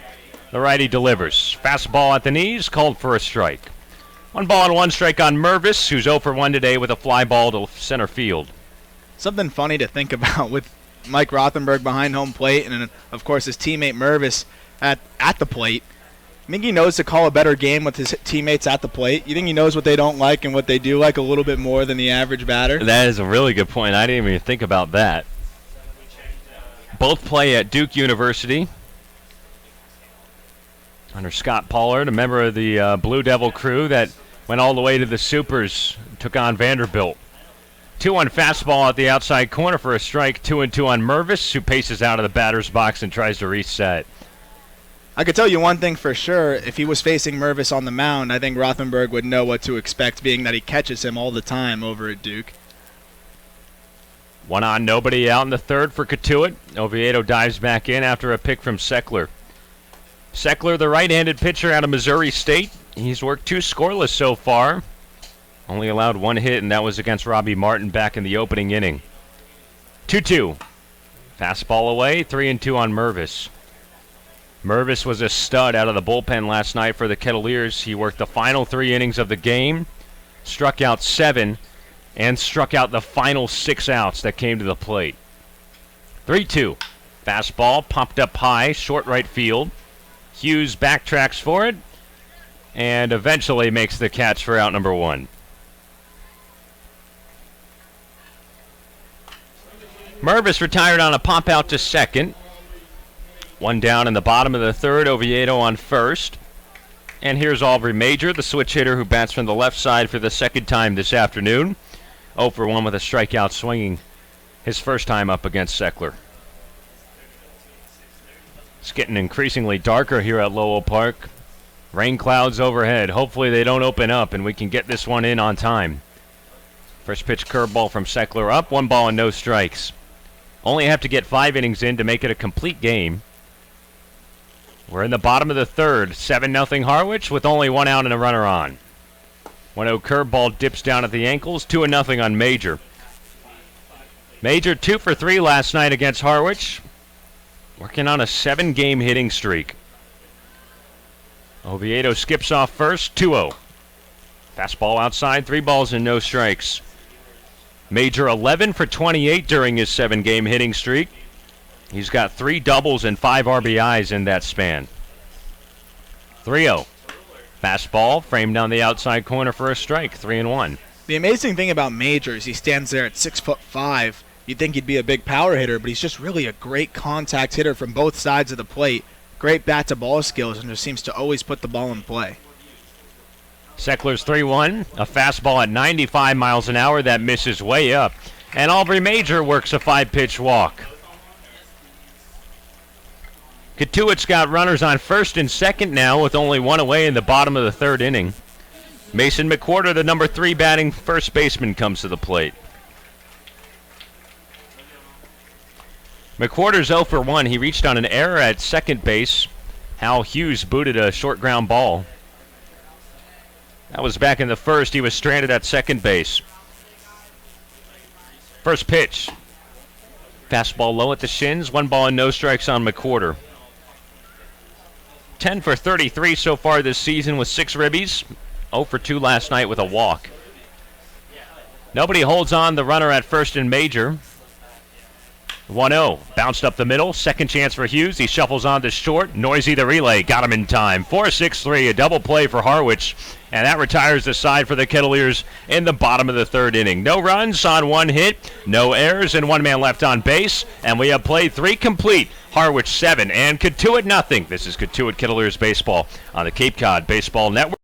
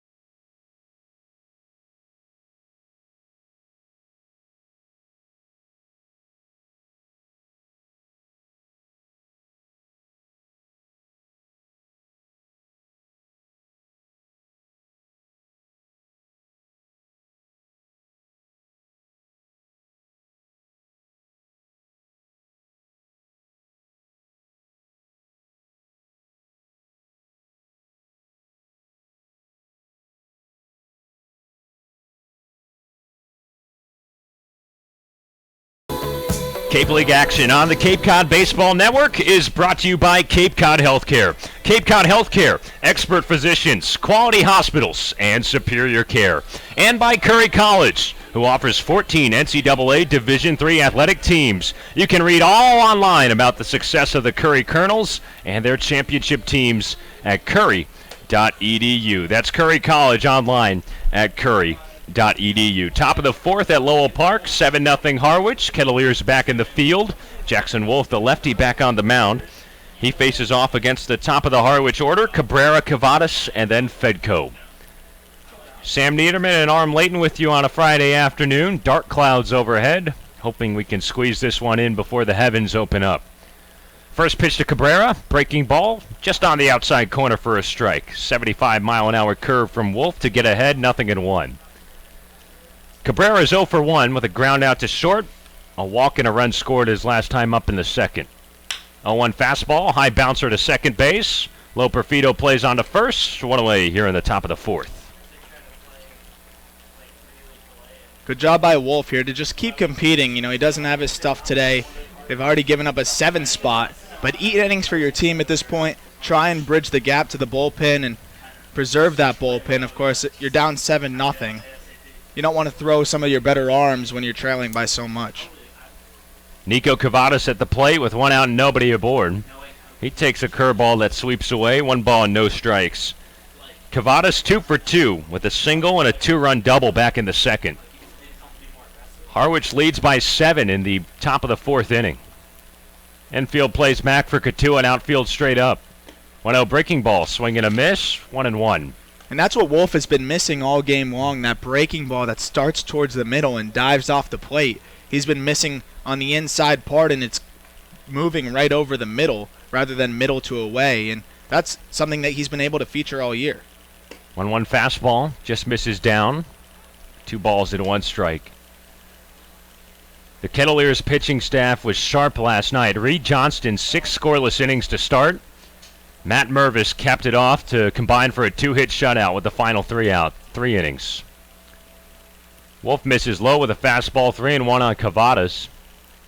Harwich has struck back in Game 2 of this home-and-home, though. A 5-run second and then a 2-run bomb by Chris Lansley in the third to make it a 7-0 advantage over the Kettleers. 1 out, nobody aboard. Wolf the windup, 3-1. Fastball misses up and in, and it's a 5-pitch walk to Cavadas. Cavadas aboard at first base with 1 out, and the number 3 batter, Christian Fedco, comes back to the plate. DH out of UConn, set to bat from the right side. 0 for 1 with a strikeout and an RBI sac fly back in the second inning.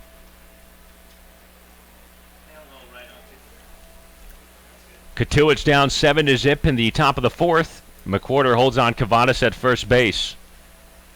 Double play depth for the infield up the middle. Wolf out of the stretch, leg lift and a throw over to first. Joey Weimer, the cleanup batter, on deck. Him and Fedko, the only two batters in this Harwich order who have failed to reach base so far today. Wolf ready at the belt again. To the plate. Change up outside. 1 ball and no strikes on Fedko.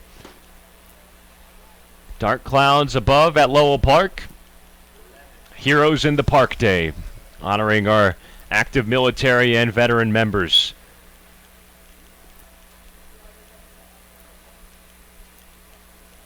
Wolfie's ready, closed off out of the stretch. 1-0.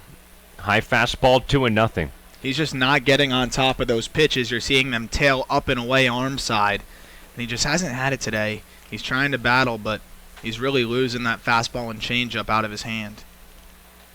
7 runs on 8 hits against Wolf for Harwich. Kettleers have been shut out so far. 1 on with 1 out. 2-0. Fastball at the ankles. Fedko in the driver's seat. 3 balls and no strikes. Beckway getting loose in the Kettleer bullpen. Hard-throwing right-hander out of Belmont Abbey. He'll be fresh. Has not pitched in a couple of days since going back to the loss against Bourne. That was back on Wednesday. The way started that game and went 2+ innings. 3-0, fastball way up and outside. It's a 4-pitch walk for Wolf. Second one in this inning. His 4th one overall on the game. And that makes it first and second for Harwich. Only 1 out, and Joey Weimer back at the plate. You got to wonder how much longer Coach Roberts leaves his starter out there. It's just been a struggle to find the strike zone, and now 2 runners on. Kettleers have a good offense. They can chase 7, but once it starts getting to double digits, that's where it's just really out of reach. Coach Roberts comes out of the dugout right on cue, and he walks out to the mound. What will probably be to tug Jackson Wolf from this ball game. We'll see the entire middle infield and the whole infield comes in, along with Colton Kessler. And Coach is on to talk with his big left-hander. He loves Jackson Wolf a lot, a goofy personality, brings a lot of great energy. Him and Casey Schmidt both have been real positive influences to this Cotuit squad. Remember seeing Wolf in the dunk tank on the 4th of July Family Fun Day, having a great time. He almost did kind of what's an equivalent to a photo bomb in one of our pregame interviews with Coach the other day. And Coach with just a chat on the mound for the moment. Looks like Beckway is about to come out of the bullpen, and the Kettleers are set to make a pitching change indeed. It's Harwich who's all over the Kettleers, 7-0. Top of the 4th inning, 2 on with 1 out, and we'll get you the new pitcher when we return. This is Cotuit Kettleers Baseball on the Cape Cod Baseball Network.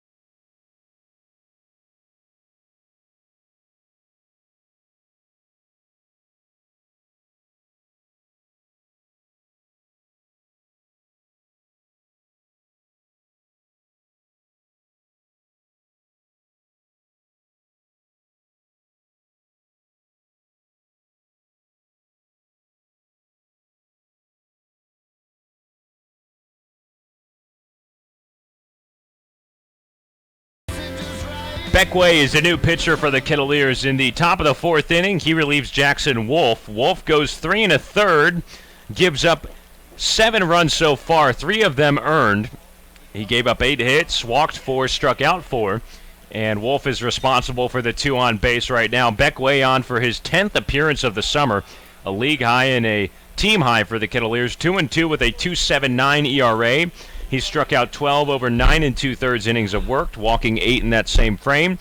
And he pitched on Tuesday in the loss at Bourne, or against Bourne here at home. He tossed 2 innings to start the game and gave up 2 runs on 3 hits, walking 1 and striking out 3. The cleanup batter climbs in for Harwich. Joey Weimer, 0 for 2 with a fly out to left field his last time up. 7-0 Harwich in the top of the 4th, 1st and 2nd with 1 out. And the first pitch. Weimer takes a slider on the outside corner for strike 1. Cotuit positions Mason McWhorter back at first base. Joey Loperfido shades towards second to hold on the lead runner in Cavadas. A long lead for the trailing runner in Fedko at first. 0-1 breaking ball, swing and a miss by Weimer. Way gets ahead, 0-2. Coach Roberts experimented a little bit with a committee day on Tuesday in the 6-4 defeat against Bourne, and it was Beckway who spearheaded that attack on the mound, getting the start, his first one of the summer. Has been a primary bullpen guy all year long for the Kittleers, and his arm came in fresh. Did not throw an inning for Belmont Abbey this past spring. 0-2 fastball outside at 95 miles an hour. A raw junior out of Mechanicsburg, PA arm.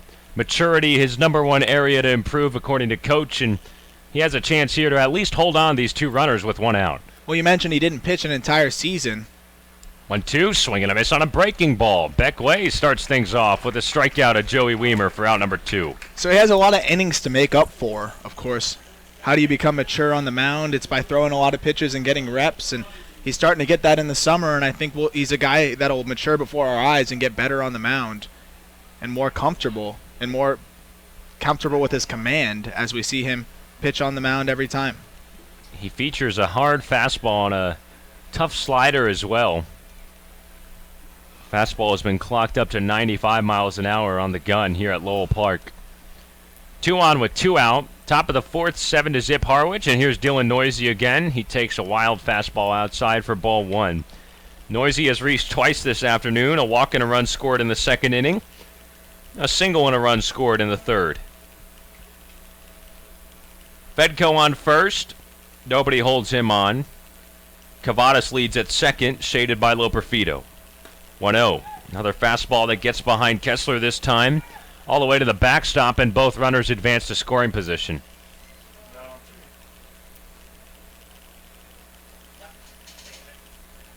Scored as a wild pitch. Harwich has runners in scoring position with 2 outs in the 4th. Fedko up to second base, Cavadas on third. Still dark clouds on top of Lowell Park. Chance of rain here in the next half an hour or so. 2-0. Fastball low and out. 3 balls and no strikes on Noisy. Chris Lansley, a 2-run shot to right center field to make it a 7-run Harwich lead. That was back in the 3rd. Mariners looking for more here. 3-0. Noisy looks at a fastball outside, and he's worked a 4-pitch walk against Beckway. Base is now loaded for Harwich. It's kind of been night and day for Beck sometimes. He starts off with a strikeout of Weimer and then misses badly with 4 consecutive pitches to walk the bases loaded. It's crazy. You saw him so locked in on the batter before, and then he loses it a little bit there. But it's important for Beck to take a deep breath here. Of course, the bases are loaded, but he only needs 1 more out. Pitch to contact. Trust your defense. Here's Chris Lansley, who had the big 2-run home run his last time up in the 3rd, and he checks at a breaking ball outside. The appeal down to first base. Jeff Mertzell says he did not go around. It's ball 1. Lansley 2 for 2 with that home run, singled and scored back in the 5-run 2nd. A quiet Friday afternoon crowd at Lowell Park. They look at Beckway, toss in a strike on the outside corner, a 92-mile-an-hour fastball. It's 1-1 on Lansley. Mike Rothenberg on deck. The pitch. Fastball low and outside, 2-1. The Kettleers are 6-6-2 against the East Division so far this season. They've had trouble with YD getting swept on the road and Chatham. A tapper foul from Lansley, 2-2. Chatham has beat the Kettleers twice in 3 matchups. YD twice in 3 matchups. Cotuit has beaten Brewster in all 3 matchups. That's where they've made their money. 1-1, 0-1-1 against Orleans. 2-2, sliced into the air up the right field line, out of play. Good spot there for that slider. Buried it back towards his back foot and inside, but an even better job to get the bat on it there by Lanzilli. Jackson Wolf has exited the ball game as a Cotuit starter, going 3 1/3, allowing 8 hits and 7 runs so far.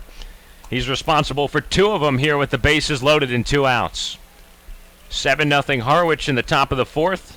Way winds up for the 2-2. Fastball just misses off the plate. 3 balls and 2 strikes on Lansley. Wolf got a ground out against Daniel Cabrera to begin the inning, then walked Nico Cavadas. Walked Christian Fedko, and he was tugged for Way, who struck out Joey Weimer and gave up a walk to Dylan Noisy. Runners on the move, 3-2 bouncer, left side. Oviedo charges it, scooped up by Schmidt. His throw is late at first base. And a couple of runners come on home to score. A clever base running play put on by Harwich that time. Runners were in motion from first and second, and that allowed 2 runners to score on a ground ball to third base.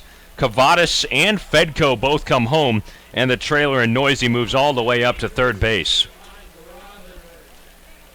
With the runners on the move there, it's always an advantage, but you rarely see 2 score on a ground ball on the infield. But Casey Schmidt had to try to go to first base there on the chopper, and by the time he threw it to first, the second runner could come all the way around from second. It was a short ground ball on the left side of the infield. Oviedo was playing back, and Schmidt cut him off at third to try and make the play, but he was a couple steps late. Here's Mike Rothenberg, switch hitter from the left side now, who takes a fastball outside for ball 1. Mark it up as a 2 RBI fielder's choice for Chris Lansley, who's on first. Noisy moves all the way up to third base in the process. It's 9-0 Harwich in the 4th. 1-0, skied on the infield behind home plate and out of play. 1 ball and 1 strike on Rothenberg. 1 for 2 with a single his last time up in the 3rd. Harwich has hung up 9 on the Kettleers early on. Top of the 4th, runners on the corners with 2 outs. Middle infielders pinch in towards second. 1-1. Wave and a miss. Got him on a changeup downstairs. 1-2. Great pitch there by Away. A 1-1 count. We talked about winning 1-1 counts. A big point of emphasis from pitching coach Sean Spence, and that was a perfect pitch there. Rothenberg was geared up for a fastball, and he just threw a changeup that looked just like his fastball. Way out of the stretch with runners on first and third. 2 down in the 4th. 9-0 Harwich. Beck at the high set. Leg lift. 1-2. Slider just nipped off foul by Rothenberg, and he stays alive with a 1-2 count. 2 more runs coming home for Harwich in this inning on the RBI fielder's choice from Chris Lansley. He's on first, Noisy on third. It's still pretty dark at Lowell Park. Rain clouds directly above us and a little more back in the parking lot. 1-2 again. Fastball hit hard on the ground. Foul on the first base side. No lights at Lowell Park. Wonder how the players are adjusting out there, seeing the baseball at this point in the game.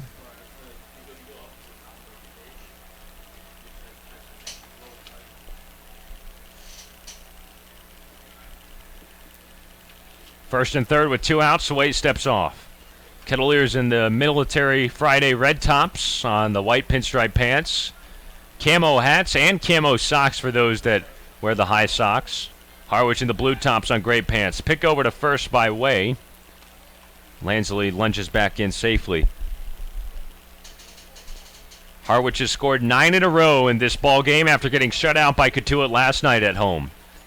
1-2, breaking ball, hit into the air, right side, and that's down for a base hit. Noisy comes home to score, and Mike Rothenberg has made it a double-digit Harwich lead. It's now 10-0 in the 4th. And a single from both sides of the plate. We saw him do it a little bit in the home run derby where he would switch back around and hit home runs from both sides. This time he gets a single from each side. Rothenberg now 2 for 3 with that RBI. Noisy scored from third. Lansley up to second base. First and second with 2 outs, and Chris Gallen back at the plate, 1 for 2 with a single and a run scored. First pitch from Way, fastball just tucked on the outside corner for strike 1. Harwich has scored in every inning except for the first. 5 in the second, 2 in the third off the Lansley home run, and now 3 more coming here in the fourth.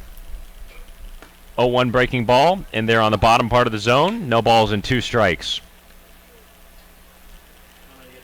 10 runs on 10 hits for Harwich with 1 error. No runs on 2 hits and 2 errors for the Kettleers at home. 0-2. Fastball way outside. Kessler set up that way. It's 1-2 on Galland. Stave Englert looks on from his first base dugout. Galland, a player at Boston College, the alma mater of Englert. Breaking ball, poked in the air, shallow right field. That's down for a base hit. Here comes Lansley from third. No throw from Major. And Harwich has made it 11-0 in the fourth. An RBI single by Chris Galland. The train keeps on moving for Harwich. They have plated 4 consecutive with 2 outs in the top of the fourth inning. And the Kettleers are taking the brunt of it at home, down 11-0.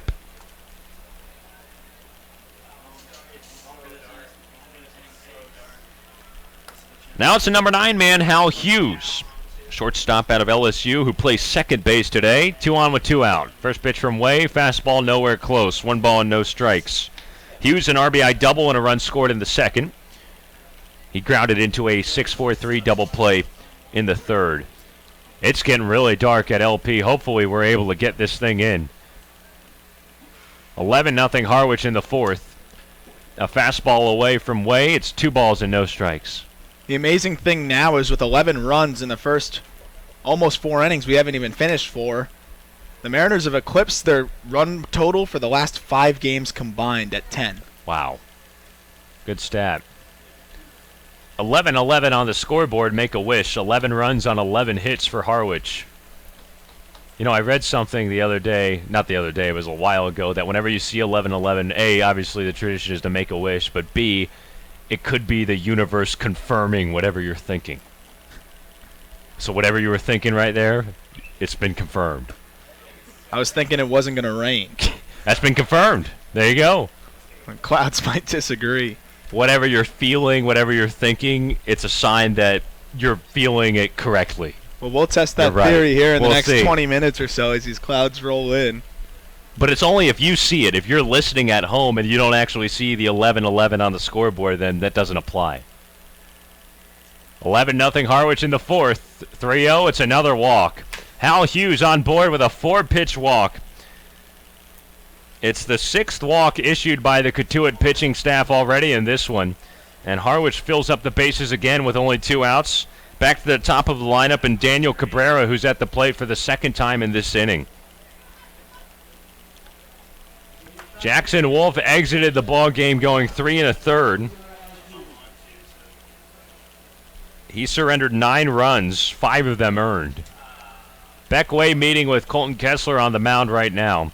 Harwich, the bases loaded again. Hughes a walk, Galland an RBI single on second, and Rothenberg an RBI single on third base.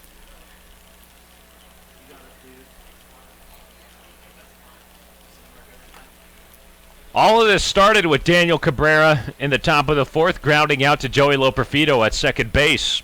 He's at the plate for the 4th time this afternoon. 0 for 2 with a walk and a run scored back in the second.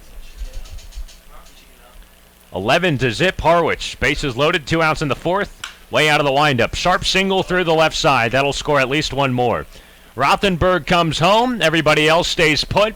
And it's an RBI single for Daniel Cabrera. Make it 3 RBI singles for Harwich in the last 4 batters, and now a dozen runs for the Mariners on the road. And I'm running out of room on my scorebook, of course, because Cavadas and Fedko already scored in this inning. Not much room in the box for the 4th inning. Beckway and the Kettleers just trying to find a way to stop the bleeding in the visiting half of the fourth. Harwich has plated 5 more, leading 12-0 over Cotuit. Nico Cavadas rips through an off-speed pitch for strike 1. Cavadas walked and then came around to score on the 2 RBI fielder's choice from Lansley earlier in this inning. Nobody holds on the runners. A dark rain cloud overhead. You can barely see. Fastball from Way on the inside corner. No balls and 2 strikes. Couple of the Kettleer fans have started to file out now, maybe sensing some of the weather that's coming in. The bad news is we've got to get 5 innings in to make this an official game, and we are not getting there anytime soon. 0-2 fastball just misses inside. Beckway thought he had strike 3. He was ready to go on to the dugout, then he has to dance back onto the rubber. I think Dante Williams thought the same out in deep center field. The 1-2. Off-speed pitch in, 2-2. 12 runs on 12 hits now for Harwich. It's a 12-0 game. Bases loaded with 2 outs in the top of the fourth. Wind up at the 2-2.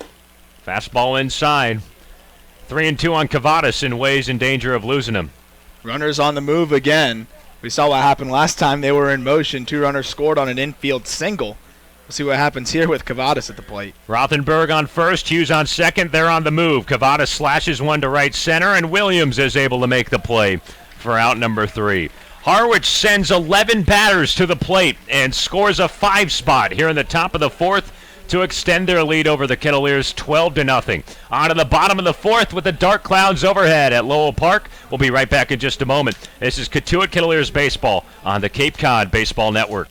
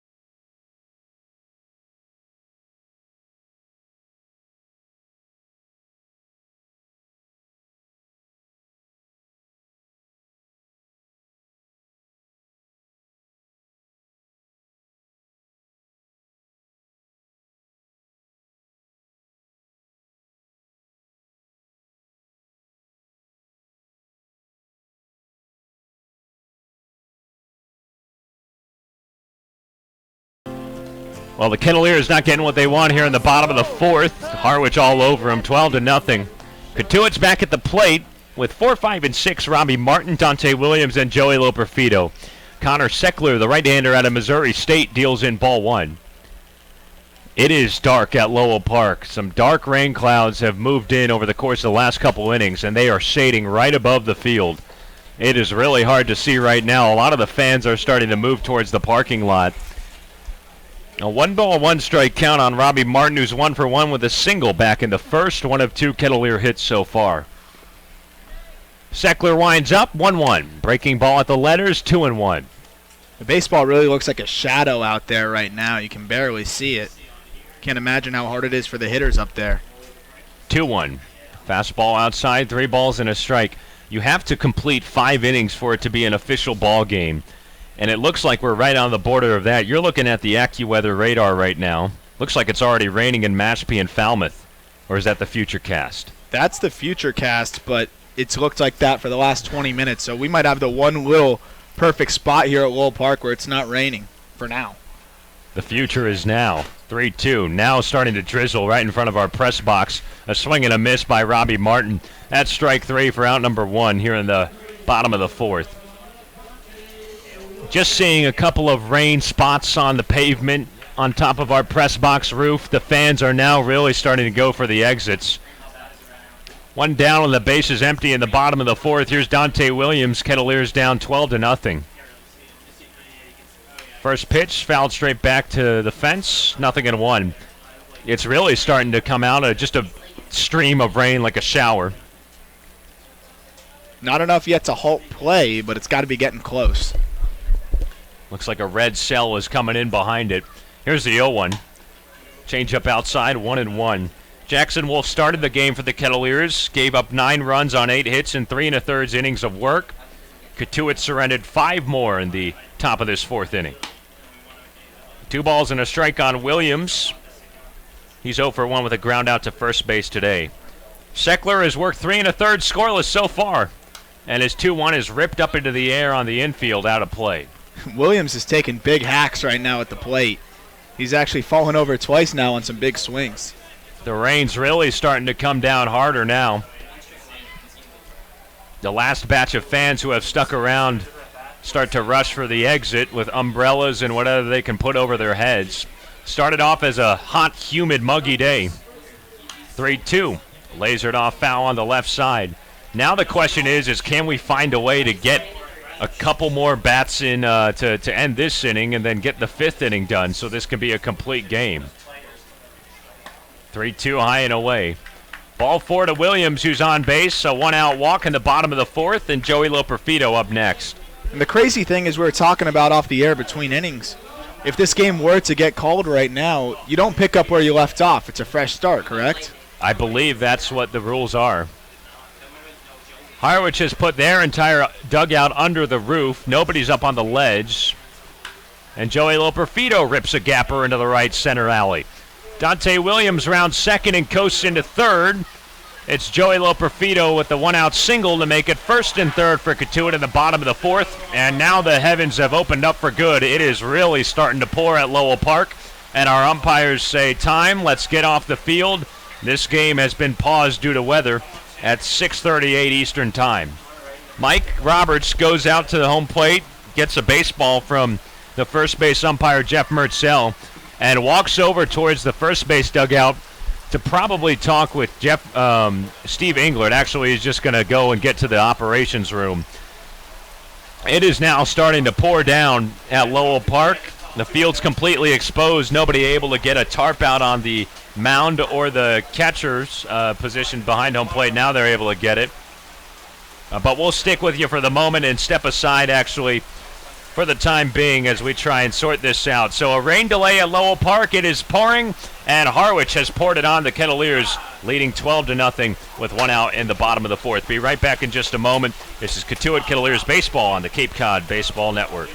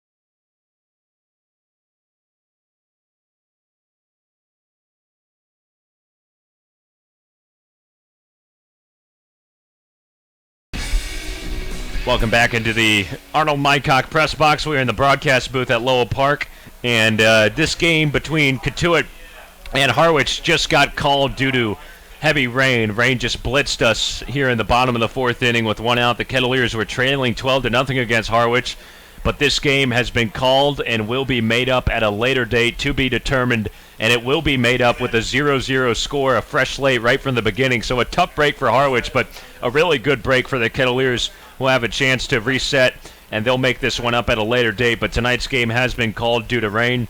Aram Layton, let's wrap things up quickly. Just a tough break for both of these sides. You hate to see a game get rained out, especially in the middle, so close to completing the 5 necessary innings. But at least the Kettleers can, get into the swing of things later and just forget about being down 12-0.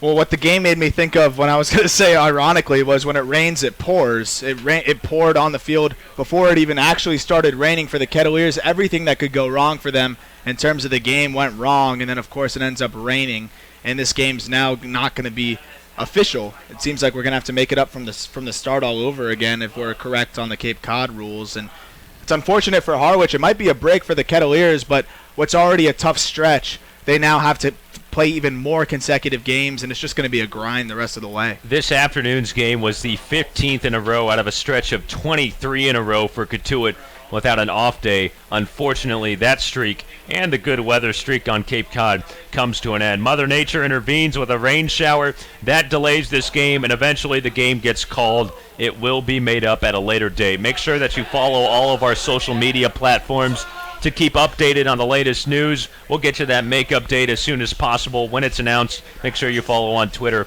at Cotuit Kettleers, Facebook, Instagram, whatever platform you choose to use. It will be updated on Twitter for sure in the closest and most timely fashion for a make-up date for this game. But we will sign off and talk to you tomorrow. Next up for the Kettleers, a road trip to Doran Park. Cotuit takes on the Bourne Braves tomorrow in a Saturday night matchup. First pitch at 6 p.m. We will begin our pregame show at 5:50 p.m. Get here early to hear from Coach Mike Roberts, and we'll break down everything between a Western Division battle, the Kettleers and the Bourne Braves. It will be fun, and we will talk to you then. Thank you for joining us tonight. Stay dry. Enjoy the rest of your Friday evening. This game will be made up at a later date. Cotuit and Harwich will make sure we get you that date when it comes back. Talk to you tomorrow at Bourne. 5:50 airtime, 6 p.m. first pitch. For Aram Layton and our entire broadcast crew, I'm Sam Niederman saying good night from Lowell Park.